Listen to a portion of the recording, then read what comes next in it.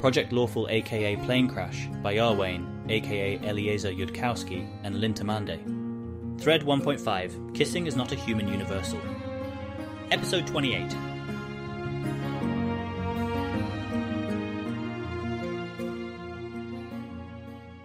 Kissing is not a human universal? Try pressing your lips to the back of your hand, not completing the kiss, not applying brief suction, just pressing your lips there. Then try running your finger over your hand. There may be a subtle difference, but it's not that obvious of a sexy thing to do if you don't have cultural expectations backing it up. The small brief suction of a kiss, if you try it on yourself, is a slightly larger difference, but maybe not distinguished as a special sexual action across widely separated cultures, any more than running your finger in a circle. Dathilan doesn't share Galarian's custom of kissing as such. Dathilan has, however, noticed generally that you can put your mouth on other people. Putting your mouth on somebody else's mouth is an obvious symmetrical special case of this. In fact, the baseline term for lip kissing is a 4-syllable double compound term, meaning symmetrical mouth _ application, expressed using some unusual word choices that makes the term look like a syllabic neighbor of symmetrical genital _ docking, which in turn is a term that is to the baseline fuck what sexual intercourse is to fuck in Taldane, only with a more humorous connotation because there's less reason not to just say fuck. The notion of putting your mouth on somebody's anatomy, but then not using any tongue at all, while it has obviously happened a great many times over the history of Dathilan, would be a longer word in their language, an event of lower probability with a correspondingly longer efficient code. The ability to either apply tongue or to take something inside your own mouth is the obvious reason why you would in the first place put your mouth on somebody's anatomy, rather than just using fingers on the same location. Putting your mouth over somebody else's lips is a significantly higher sexual escalation in Dathilan than it is in Galarian, mostly because once it had happened, you wouldn't particularly be expecting the motion to then conclude with a brief light suction. Even a lip kiss with symmetrical tongue, however, wouldn't enable you to steal the other person's clothing afterwards.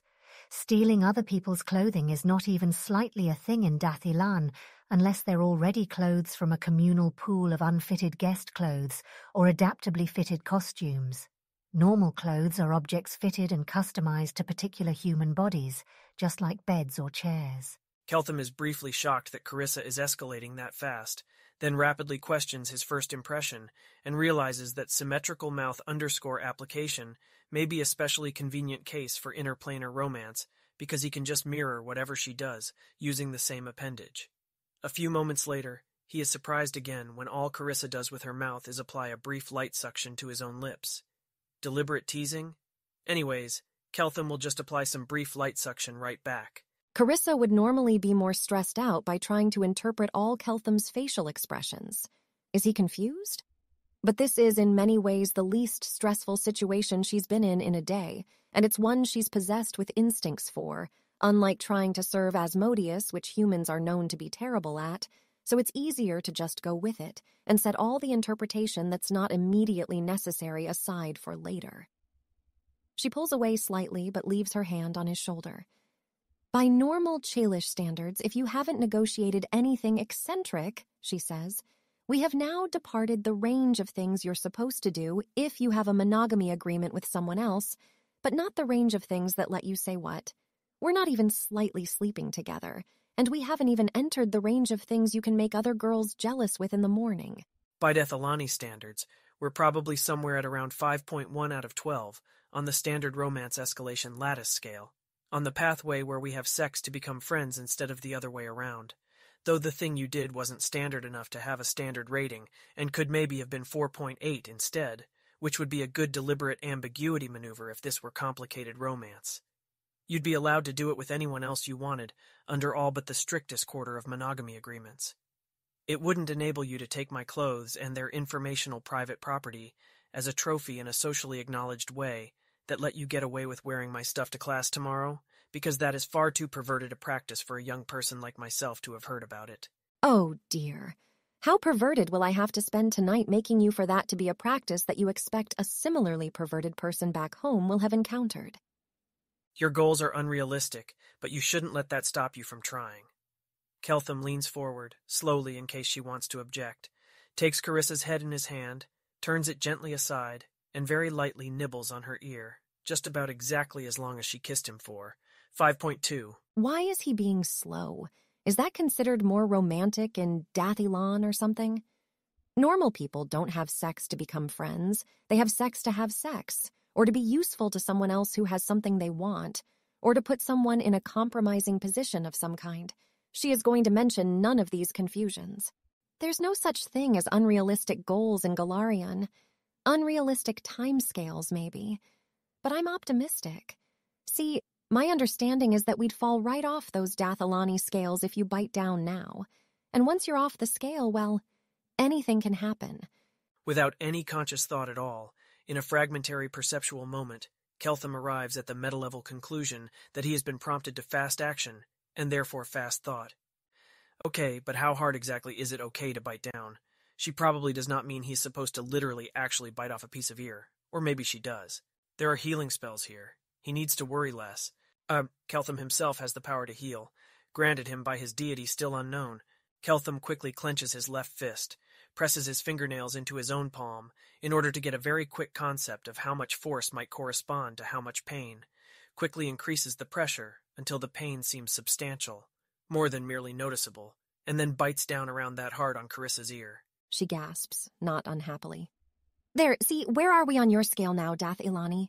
Along the standard romance lattice, on the most common pathway where first you have sex and then become friends, the steps would be numbered as follows. 0. Assumed prior knowledge, commonly known mutual possession of the human heritage, and of default frameworks laid down by civilization. 1. Mutual determination of probable receptivity to flirting via passive or non-flirtatious information gathering. 2. Active flirting while maintaining plausible deniability. 3.0. Overt common knowledge of mutual attraction achieved. 3. Teasing or being nice to each other without physical contact, maneuvering for later relationship advantage. 4. Physical contact. 5. Overtly sexual contact. 6. Sex with genital participation. 7. Maneuvering around whether or not to go on a second date. 8.0. Common knowledge established of a relationship extending beyond a single encounter. 8. Dating, learning more about each other. 9. Taking on obligations and commitments inside the relationship, revealing of non-trivial private info to each other with attached secrecy obligations, less than maximalogamy arrangements for those into such things. 10. Having a child, or childless marriage lasting at least 15 years. 11. Long-term to indefinite marriage, multiple children if so desired. 12. Intention to be together in the future for eternity. Technically, according to this scale, Keltham and Carissa have yet to achieve step 0. Actually, that's not just a technicality. That part is, in fact, quite important. But the most correct answer to the intent of Carissa's question would be that the standard romance lattice doesn't consider the current depth of perversion, literally sexual overcomplication, as a detail that matters to assessing the rest of the scale. If adapted to include sadomasochism in the obvious way, it'd pass up stimulation by pain into an equivalence class of other acts that produced around the same amount of arousal in the target. If Keltham knew how much of a sexual act biting Carissa Savar's ear actually is to her, which he doesn't, he'd probably put that at around 5.7 on the standard scale. We have gone forever outside of what is conceivable to civilization. Now that I've bitten somebody's ear, no city would allow me to enter there, even if I could return to my home plane again. None of them would consider me a Dathilani anymore. Not literally, that's humor with a straight face. I will also not include this disclaimer in the future unless you tell me to do that. He bites her ear again, slightly harder. Gasp. I can tell by reading your expressions, and also by knowing enough now to guess that your returning home would be a national emergency in a fashion that had nothing to do with sex. There would be so many important people asking serious questions before we could arrange. Imports of girls who like being bitten. You won't harm me by accident. It's actually hard for people who haven't practiced it to bite another person like they'd bite a steak. And I'm third circle. That wouldn't harm me. Wait, you being a third circle wizard means that Even if I tried to bite your ear literally as hard as I can, you wouldn't need a healing spell afterwards? Keltham will have additional questions about this later, but right now, the notion of biting her ear without being careful or worrying about it is tapping something deeper. She kisses him again, a little more forcefully. Yes, that's right.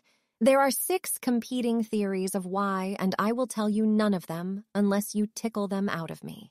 Keltham kisses back, running his tongue lightly over her lips, and then draws her own lip into his mouth and bites down hard without holding himself back.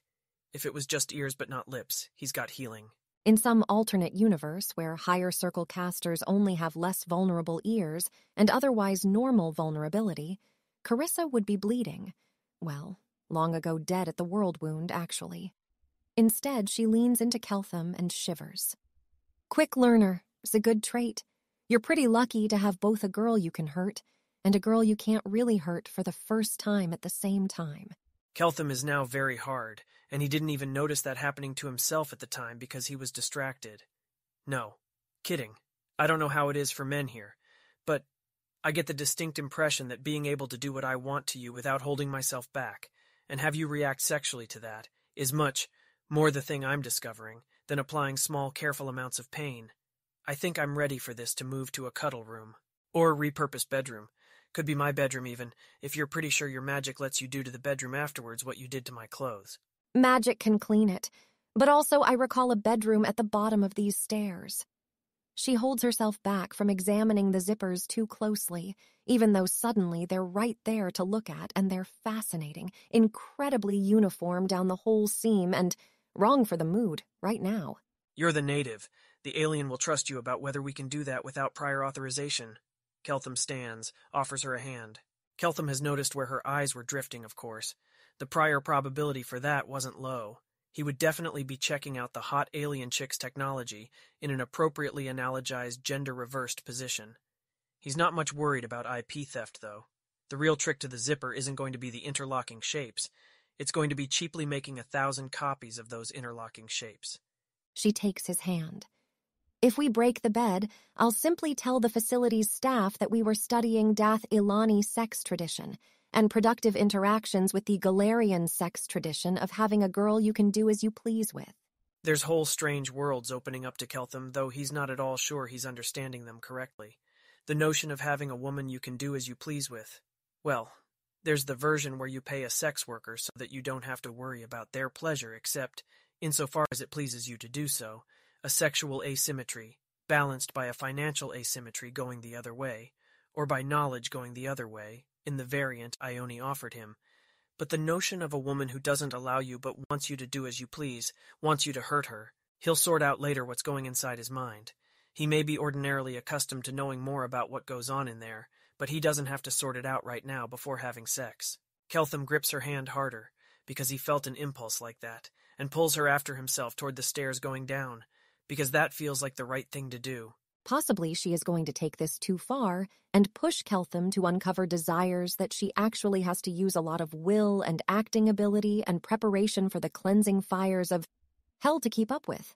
And she should instead be trying to push him in smaller steps, but then she would lose the contest, and she's very competitive. Also, if she pushes him very far, then the other girls who are mostly younger will have a harder time keeping up. Yeah, this is a good plan, she follows. Keltham is entertaining suspicions about how many planes of existence, exactly, just happen to contain women who totally want you to bite their ears and lips, and will derive their own sexual pleasure from it, instead of disliking pain in accordance with all sane evolutionary logic. And also, they won't end up actually injured if you do that, and how likely it is that he would end up someplace like that just at random, but he will think about that later. If some unknown force throws you into a suspiciously sexually compatible universe, the optimal response should include fucking that universe, and not just contemplating how suspiciously sexually compatible it is. Once they're down the stairs, he'll give Carissa a sudden surprise push to the bed, and then be about to leap on her, when he remembers the existence of windows and doors that need closing. "Wait here," he says, the words coming out a little more forcefully than they should have, and goes to try to seal the room insofar as that seems to be a thing. The room has a door to the hallway, a door to the private bathing rooms, and a door to the balcony. It has one window opposite the bed and positioned to shed light on the writing desk near the fireplace, with heavy curtains presently drawn over it. The door to the hallway and the door to the balcony both locked to keep people out. Looking for something. Fireplace pokers are the kind of thing I'd need healing spells about. Sealing the room, insofar as that seems to be a thing. Don't suppose there's a switch I'm missing for whatever magical version of soundproofing you've got. Or for that matter, something that tells the security people to get any 5-year-olds out of the hidden wall tunnels, or switch the security cameras to only asexual observers. I really hope there are no 5-year-olds anywhere on the premises. The walls are nearly a foot of solid stone. No one will hear us unless they're creeping on the balcony. And if we're being scried, then they can just hear us and we can tell them. And she looks up at the ceiling. Hey, have a devil of the kinds that are too inhuman for sexual desire do the necessary observation of how Keltham hasn't been stealthily kidnapped or murdered. Keltham did not think devils were that easy to consult on key national issues, let alone employ as security observers, but he will defer all infinite additional questions until later. I hadn't meant to ask for anything expensive, just checking if we were supposed to. Never mind. Back to the bed. It's not going to be easy having sex on a flat, soft surface, but it's possible. Lots of things are possible if you're sufficiently determined about them, sexually speaking. Carissa Savar didn't seem to think that escalating slowly and in order was particularly romantically important to her, which is good, because right now, Keltham is feeling an alarmingly strong impulse to do exactly what his impulses tell him, and what his impulses tell him to do is throw off his shirt. Keltham taking off his jacket shirt is going to look strange to an inhabitant of Galarian not accustomed to over-engineered Dathilani clothing. In principle, one spends a lot of time in clothes and hence should be willing to spend some money on better clothes. In practice, there is a certain element in civilization's clothing choices of that Dathilani personality trait which always puts a hidden passageway behind at least one bookcase in the house library. Often one that just goes around a short corner and exits from a different bookcase in the same library. The point is, the hidden passageway has to be there, and if you ask why, the people of Dathilan will smile and tell you to shut up. Keltham's jacket shirt assembly includes more technology than just zipper slides. It has been painstakingly designed by a cultural accumulation over time of engineers with +4 SD intelligence to, among other things, manifest a rainproof hood from no obvious receptacle, convert between warmer and colder coverage, and be easy to remove from yourself while you're already cuddling somebody without having to disentangle yourself. This easy removal feature makes good use of micro-velcro fine enough to not be obvious from a distance, and arrays of tiny rare earth magnets which automatically pull bits of fabric back together again in a correct stepwise pattern. From an outside perspective, one would see Keltham tear his jacket shirt off of himself with an audible ripping sound and end up holding a jacket with no visible damage. If you were watching closely enough, you'd see the jacket split along the seams and then quickly come together again along those same seams. The way this registers from outside is not an accident or any kind of side effect of other design purposes. A mad engineer who would detect in Galarian as INT-26 spent several years figuring out exactly how to do that and make it look cool, subsequently collecting 1 unskilled labor-hour royalties on over 200 million pieces of clothing. Keltham kneels over where he threw Carissa to the bed, one knee between her thighs, not bothering to avoid touching anything. "How do I take off your shirt?" he says, after a brief moment of failing to see any affordances for doing that. My shirt does not do that. Does everyone's clothes do that? She doesn't see how, without magic, or why, stop getting distracted by textile manufacture questions. Buttons. With buttons. She demonstrates one.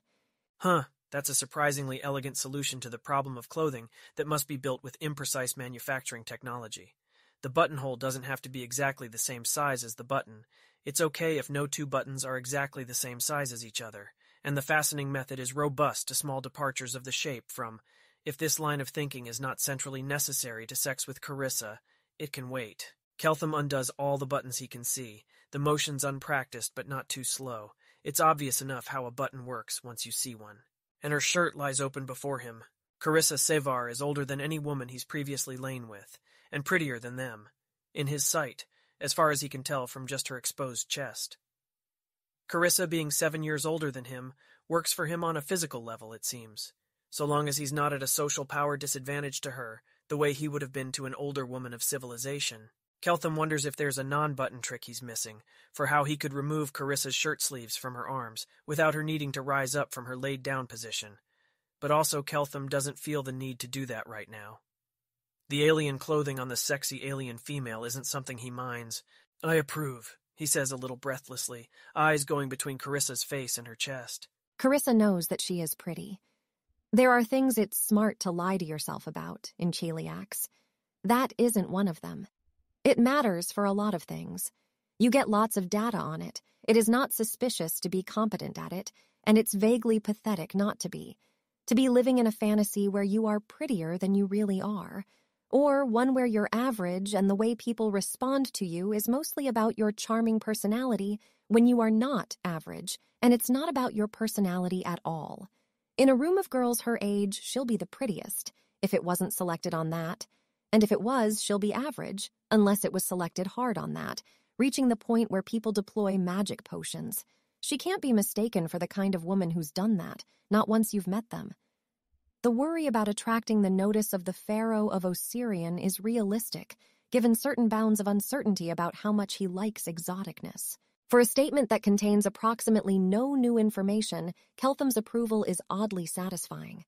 "If you are characteristic of men with your taste," she says, "you'll like it even better when it's marked up a little." I expect I'll be very excited by whatever that actually means, but that idiom and baseline means something implausible, unless you actually did want me to annotate you. Your poor language. She pinches her breast, hard enough to leave a bright red mark when she pulls her hand away. Your poor civilization. You may have coordination, but towards what end, if the only thing to do with unblemished skin is to annotate it? Keltham notes, somewhat to his own surprise, that his hands are slightly trembling. The impulse to pinch her, harder than that, to get sounds out of her again, is powerful enough that, well, that it's now absolutely obvious why Dathilan doesn't want sexual pain dealers to know what they are, if there's no improbable, invulnerable sexual pain receivers around to complement them. He is struggling between two mutually inhibitory instilled reflexes, the training out of Dathilan, which says that in the cuddle room of all places you're supposed to just follow your impulses, and his acculturation out of Dathilan to be careful about hurting people. No, stop that stupid. He couldn't even produce blood when he bit down hard on her lip. Keltham allows his hand to do what it wants, seizing her other breast and grabbing as hard as he can, digging in with fingernails. Carissa thinks it is far too early in the evening to not react to something he does, look at him challengingly and ask if he can do it more than that. That is a good move to have in reserve. Right now, she has thrown enough complications onto the table and should just let Keltham explore them. She should shudder and wiggle and reach for his hand, but not to pull it away and smile at him. Good is wrong. Carissa believes this mostly because the possible Carissas who don't have been neatly pruned from existence, or hypothetical existence, but it feels like there's another angle on believing it here. Elan layering all their propaganda to hide from people what they are, because their beautiful, good, abundant empire didn't have space for the hunger of humans to hurt each other and be rewarded for it, to have something that is theirs and that they needn't treat with caution. The desires in yourself that have no place in Axis. Maybe, though she shouldn't even dream of it, it's true of Keltham, too. If he did this to a normal Dathilani woman, she'd be at least saying, ow, and the fact that Carissa isn't, yelling, isn't having her face tighten up in pain, that she can still choose to just smile at him in response. He feels like he needs to hurt her more than this, take that control away from her, and he almost stops to ask if he's thinking it right, except that he can see himself as others see him. He can see his own story as a reader would see it. He can guess where this trend is going, and if not, Carissa can tell him in words to stop. His other hand seizes her nipple, traps it between thumbnail and forefingernail, and bites down on that nipple with those two fingernails as much as his grip strength allows. You have to think about these things very quickly. A delay will betray you.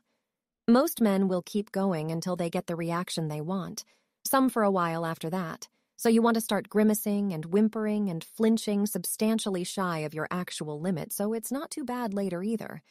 She bets that in Dathilan that's not even complicated romance, it's probably like a major social faux pas or something. It does hurt. A lot. More than would be sexy in isolation, which it so profoundly isn't. And a lot more is sexy when it's part of a game played with your body for the sake of getting things you desperately want. She flinches and whimpers, but only a little, and then she goes back to smiling at him. "You're cute." He's satisfied a little by that flinch and whimper. Part of him is reassured about still being addressed in favorable terms afterwards, that he didn't make a misstep. Part of him seems to feel an overpowering need to be otherwise to her than, "Maybe you'll tell me that the first date is too early for it," he says, his voice coming out lower, huskier than he expected from himself, or that nobody gets it their first day, but I hope there's a path to eventually escalate a relationship like this one to where I'm something other than cute. You can get a girl to call you all kinds of things, including on the first date. Hurting people is very effective for that. It does typically take a little longer to make her mean it. For her to call him what? Keltham doesn't know. There is something, but he doesn't know what. Implied in Carissa's words is that there's a version that's a game, and a version that isn't just a game. He can already feel from where he is that this must be so, but he doesn't know what lies beyond this, beyond just the sexual infliction of pain. And maybe he shouldn't ask, shouldn't delve too greedily and too deep upon a first date. He doesn't want to slow down for explanations either. He can ask afterwards. "Don't call me anything you don't mean," he says, and there's an undertone in his voice that isn't often heard in Dath Ilan. What he said should have been a request. It's not clear what multi-agent equilibrium could sensibly exist here, where that could be something other than a request, but it wasn't one, and because it felt right, his hand pressed fingernails into her breast again as he said it. She shivers. That part's easy. Carissa possesses a convenient degree of sexual enjoyment of pain. She doesn't have a particular tendency to use what's hot as an input into who she obeys, or to find it hot rather than convenient when people obey her. But she can recognize the thing he wants, better than he can, at least, and 4 pillars of Asmodeanism, one of them tyranny, enjoyment of power and its exercise, one she doesn't have particular aptitude for, but a path to Asmodeus just as valid as her own. "Yes, Keltham," she says quietly, meeting his eyes. "And if you were a ruler to whom I had sworn my loyalty, then it would be yes, my lord." Like so. Keltham clamps down on an impulse to pull back his hand like it was burned. Something is escalating too far and too fast. Naturally, Keltham has been, at one point in his life, told very seriously that men are also allowed to decide that something sexual is escalating too quickly for their comfort, even if that's not the typical gender trope depicted for the male sex in books and movies. And to this, Keltham had replied that he was in fact a quite archetypal male who would never have need of that advice. But because Keltham had also been possessed of at least average intelligence, imagination, and reflection, Keltham had added, after another moment's thought, that this might not be true if there were secret levels of sexual escalation he was having difficulty imagining. And this, of course, the Watcher had neither confirmed nor denied. Courage, Keltham thinks to himself, and keeps his hand where it is. He is typical male enough that typical male gender tropes are useful to him, and he wordlessly auto-expects for it to do well by him if he draws on that to not look hesitant in front of a sex partner. "There's something there I want," he says, "but it's deep and it's complicated, and even though you obviously already know what it is, I'm not going to understand it right away, and I don't want to stop while you explain it to me. I do know I want to be to you as I would be to a sex worker whose time I'd bought, only not like that, but as if she'd just given it to me. The ability to do what I want with you. I don't want to trade pleasures with you. I want to force pleasure out of you and hurt you while I do that, and then hurt you again while you pleasure me in turn." "Yes," she says, because she's getting the sense that they both individually and together have a failure mode of talking too much when only a little would do. Keltham has read the description of standard wizard cantrips, and he expects he's guessed at least part of magical sexual practice in Galarian, especially since he doubts their tech level suffices for ingestible latent flavorants. "You can use prestidigitation now to flavor my..." Taldane doesn't have very detailed words for the components of semen or their anatomical storage places. "Stored sexual fluids however you prefer," he says, looking down on her darkly. "And for myself, I want you tasting like chocolate."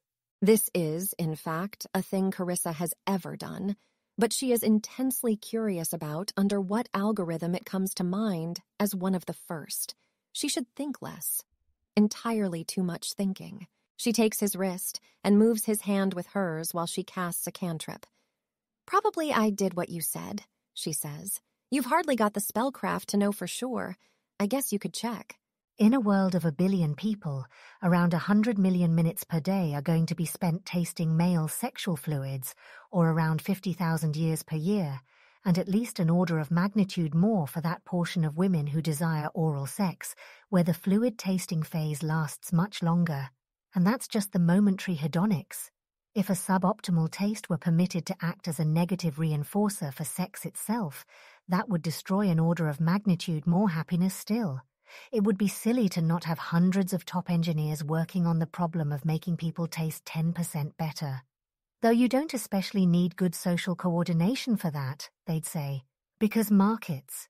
They would be surprised if you told them a world could have markets, but somehow not those top engineers. There's always been a strange impulse, anytime Keltham is asked to do anything during sex, for him to want to do something else instead. Like he wants to not do anything that could be remotely seen as doing what somebody else says. Keltham has always chalked this up to an excessive level of individualism, even for himself, and gone on trading pleasures and fairly providing that which he trades, since he can't afford yet to routinely trade money instead. Now he's starting to suspect it's something else entirely. I guess I could, Keltham says, and as his fingers go down Carissa's pants, his fingernails move aside and dig hard into her thighs instead.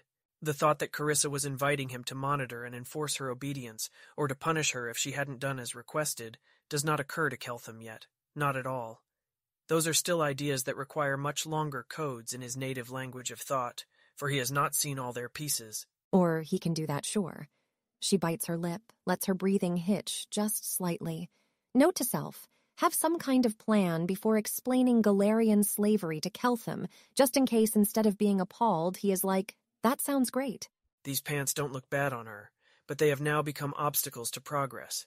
Obstacles to progress must be removed. He almost starts to tear them off her, but remembers in time that this won't work, and undoes as many buttons as he sees, before attempting further removal of the clothing. The pants have 2 buttons.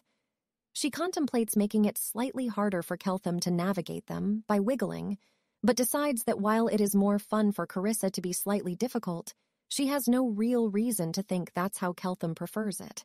She can't read that much into his not having reacted more strongly to previous being mildly difficult.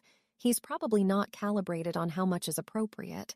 And so she ought to try cooperating like he's been serious about it, even though he hasn't. She doesn't wiggle. She does let her legs anticipate his movements, so it takes hardly any effort to move her to pull off the pants.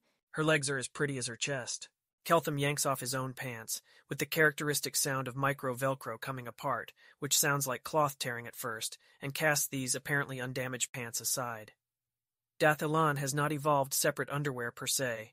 The bottom assembly just works off the shelf without added components being required. He is hard, of course, maybe harder than he's ever been. If he knew that his contraception had followed him here, survived the healing he performed on himself last night, and not been surreptitiously removed by Cheelish wizards in his sleep, he'd be fucking her so hard right now. As it is, the two of them are not on childbearing terms. Be it clearly stated, Keltham says in a thick voice, that if I'm not fucking you right now, that's not because I don't really want to. Not quite pretty enough for him to pass up on licensing fees, huh? She's not even offended. Under normal circumstances, she'd just offer to polymorph it off, and she in fact could offer that, but then he'll get distracted trying to think through whether he trusts her that works, and that sounds like a not at all sexy direction to push him in. If he were slightly less of an alien, she'd say, if you owned me, you'd also separately get to decide if we had children. But he's an alien, and that seems to run a genuine chance of stamping on something he's been assuming all wrong. I admire your self-control, she says, though she would actually really rather his self-control not quite be adequate to the task. He briefly smiles. That's a prideful thing for a woman to say when she's tempting you, and Keltham likes pride. Keltham then checks, also briefly, teasingly, whether Carissa tastes like chocolate. He is careful to avoid the outward pleasure center with his tongue while he does that, both for teasing reasons, and because he doesn't know if she's a woman who requires warm-up before direct clitoral stimulation. She does. She doesn't play that difficult. Prestidigation-based artificial flavor is very tastably artificial, as the cantrip description warned, but it's still better flavor than Dathilan can manage in the absence of magic. Keltham makes a mental note to tell her about this scored point for Galarian later. He's not going to cheat on record-keeping, but right now he has other things on his mind. If you want to lubricate yourself before my fingers go in, now's the time, he warns Carissa, some watching part of himself noting how much that also isn't being phrased as a request. Most considerate baby Dom. He is doing his absolute best to do whatever he wants, and he's still sort of tracking whether he's going to hurt her. He doesn't know how not to. She does not let this show on her face. She doesn't think Keltham would be flattered. "I'm feeling pretty ready," she says. It frankly wouldn't occur to Keltham that going through the standard pre-flight checklist is being considerate. It's just standard. If one suggested to Keltham that this entry on the checklist was particularly a female-serving one, he would stare blankly for a moment and then observe that things may not go in if a woman isn't lubricated enough. If you were having sex with fine-grained financial transfers, the woman would not pay an additional 50 millims to add lube. That's just a symmetrical convenience. Keltham hesitates then, torn between an impulse to ask for directions for combining pleasure with pain correctly and a deeper desire not to ask for directions. No, he'll at least try it first on his own. His desires seem to want Carissa in a different position. One hand goes to her thigh, grabs, pulls. A Dath Ilani woman would know by convention of nonverbal cuddling signals that Keltham intended to rotate her, turn her onto her stomach on the bed, facing down. Carissa is not at all familiar with Dath Ilani cuddling conventions, but she knows how to be very pliable and giggly, just a tiny calculated bit of giggly. Some part of Keltham doesn't enjoy the giggly sound. Maybe at any other time he would, but here and now it's not the sound he wants to hear. When Carissa is flipped onto her stomach, he pulls her shirt from her to expose her back. With the front of her shirt open, that should be possible to remove now, right? Yes, she's not wearing underclothes. The shirt has chest support built in. A fine enough backside as well. With his dominant hand, Keltham puts 2 fingers into Carissa. Yes, she's lubricated enough, and begins 2-fingered thrusts directed at the frontal vaginal pleasure nexus. He escalates the pressure quickly, over just the first dozen thrusts, faster than he would escalate without clear signals from anybody who is less wet or less supposedly invulnerable. When he's reached the pressure level and rhythm, that's the optimal guess for that pleasure nexus if you otherwise know nothing about the woman. He rakes his fingernails hard down her exposed back. He wants to see it annotated. Carissa can actually enjoy sex in the straightforward way where it's nice and you like it, but she can't do that and also do anything else, so she usually doesn't. You can get yourself off if that's all you are aiming to accomplish in the evening. If she is trying to decide deliberately how to move and how to sound and what expressions to make and what her hands are doing, then she's doing that.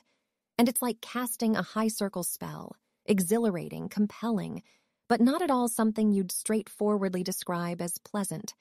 She is using her sensory input for too many things for just enjoying it.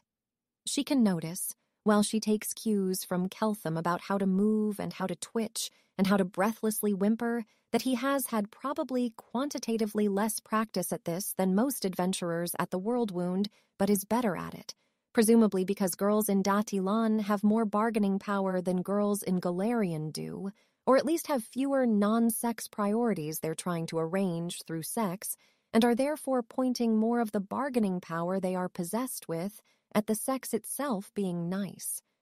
But Keltham being better at it is not very related to how she moves and twitches and whimpers, and that's not even because she's trying to seduce him into evil. It's just because you can't mindlessly enjoy things and react satisfyingly to them at the same time. Her back scratches up nicely. Keltham is better at this because he's had deliberate training, thank you very much. What are your schools even teaching people if they're not preparing them for such basic aspects of adult life? This about Dath Ilan, they never even considered not optimizing the shit out of sex. There are regular, very serious debates, some of them hidden behind 4th-tier pervertedness ciphers, about which parts of sex should have the shit optimized out of them versus being let run wild and free. But that no aspect of sex should be hyper-optimized at all would be a mad extremist position which nobody could take very seriously. There is, to be sure, the whole system of avoiding spoilers for young people, which means that their earliest sex is not much optimized. You only get to discover sex once, after all. You wouldn't want to spoil those surprises any more than you'd tell kids about conservation of momentum instead of putting them in a setting where they can discover classical mechanics for themselves. Now and then, civilization assembles together a group of recently initiated young geniuses who haven't been told yet about any standard sexual methods and asks them to consider from scratch how sex should best be optimized, just in case civilization's accustomed thought patterns are missing something. It is not that Darth Ilan tries to destroy all naivety as fast as it can be destroyed by truth. Some innocence is hedonically or scientifically useful to preserve for a time. But once you are initiated into the first tier of spoiled discussion for sex, you get to learn about those standard optimizations that are simple common sense for repairing the defects of sex in a state of nature. And then, of course, exactly how much sexual training a young man might invest his limited skill points into depends upon that young man's hedonism, horniness, competitiveness, competing life priorities, and how much it bugs him to think he could be doing it better. Keltham has competing life priorities and would not call himself particularly hedonistic. He is, however, very competitive, and sex does matter to his self-told life story at all. The amount of pleasure he has to give in trade feels to Keltham like a key figure of merit for his own sexual self-worth, and for this reason he has invested more skill points than most other young men his age. Maybe most women his age are not, in fact, evaluating him as if he were a sexual product in a marketplace, but Keltham feels on some level that they should be. They should be evaluating what he has to trade, and he doesn't like the thought of being unready if he meets a woman who is evaluating him. The sexual standards he wants to live up to, first and foremost, are his own, and that never felt to him like a place where he was naturally very self-forgiving. So Keltham has ever spent a dozen hours practicing with a very carefully built anatomical doll, hooked up to a room full of the best computers that are known publicly to exist, learning how to play standard variation over female anatomy as if it were a video game, and learning how to read standard variation over female sexual responses, especially the ones that don't require voluntary action. Because among the defects of sex in a state of nature is, for example, that orgasms don't last nearly long enough in comparison to the rest of sex. And if you're trying to optimize the integral of pleasure over time, not that this is the figure of merit for sex, but it's a figure of merit, then it's a bonus sexual skill to be able to read how close your member of desired sex is to orgasm and hang out in the region where she's close but not quite there. To be sure, there's the very obvious version of this, where she just tells you where she is, or gasps out figures between 0 and 12, or gives standard nonverbal signals. But if she doesn't have to focus on doing that, because you can just tell, then you are able to do a difficult-seeming impressive trick, and she can have more fun without being distracted. Darth Ilan does enjoy its difficult-seeming impressive tricks, like being able to tear a jacket shirt off of yourself and have it come out intact, or finger snaps, as they're now sometimes known more briefly, in a meme spread by the popcorn book series Science Maniac Verez. Keltham in particular likes difficult-seeming impressive tricks, and what lots of people spend lots of minutes doing, civilization spends big money on. A lot of work went into designing the anatomical arcade system that trained Keltham to attempt this particular sexual finger snap. And also this of Darth Ilan. Faking your sexual responses is, well, mostly it's not imagined, but if imagined, it would immediately be judged as serious business awfulness. You don't want to live in an equilibrium where people having sex are constantly distracted by the question of whether their partner's signals are real or fake. Hiding your sexual responses during sex, sure, there are complicated romances like that, but if you see something, it ought to be real. Learning that somebody you trusted had done that to you would be the sort of betrayal where a Darth Ilani might be wondering for the rest of their life if it was going to happen to them again. Telling a man that she deceptively faked her enjoyment with him is the sort of thing that a not-redeemable fictional villain would do to her ex-boyfriend just before she stabbed him in the neck and left him to rot someplace his brain wouldn't be found in time. If somehow an adult were caught faking an orgasm, and this was somehow socially proven, it wouldn't get them kicked out of as many cities as if they deliberately raped somebody. But it would get them excluded from around the same number of orgies and startups. Obvious exceptions obviously apply, of course, like in movie acting or scripted sex work. There is a great difference between depiction and deception.